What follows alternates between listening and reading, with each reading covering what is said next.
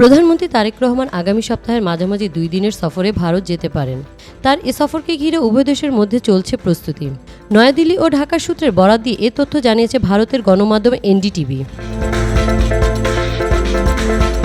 প্রতিবেদনে বলা হয়েছে, প্রধানমন্ত্রী তারেক রহমান আগামী সপ্তাহের মাঝামাঝি নয়াদিল্লি সফর করবেন বলে আশা করা হচ্ছে। পরিকল্পনা অনুযায়ী এই সফর সম্পন্ন হলে এটি হবে তার প্রথম ভারত সফর। এটি দুই প্রতিবেশী দেশের সম্পর্কে একটি ঐতিহাসিক মুহূর্ত হিসেবে প্রমাণিত হতে পারে।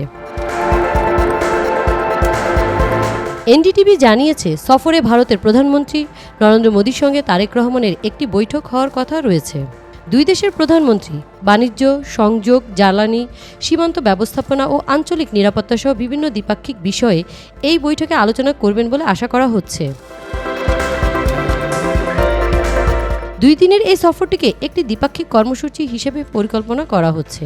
সফরের সময়সূচির বিস্তারিত বিষয় চূড়ান্ত করা হচ্ছে বলে আলোচনা সম্পর্কে অবগত ব্যক্তিরা জানিয়েছেন। এর আগে গত ফেব্রুয়ারি মাসে প্রধানমন্ত্রীর দায়িত্ব নেওয়ার পরপরই তারেক রহমানকে নয়াদিল্লি সফরের আমন্ত্রণ জানিয়েছিল ভারত। আগামী সেপ্টেম্বরে রাজধানী নয়াদিল্লিতে অনুষ্ঠিতব্য ব্রিক্স সম্মেলনে অধিবেশনে যোগ দেওয়ার জন্য বাংলাদেশকে আমন্ত্রণ জানিয়েছে Bharat. M1 TV news desk.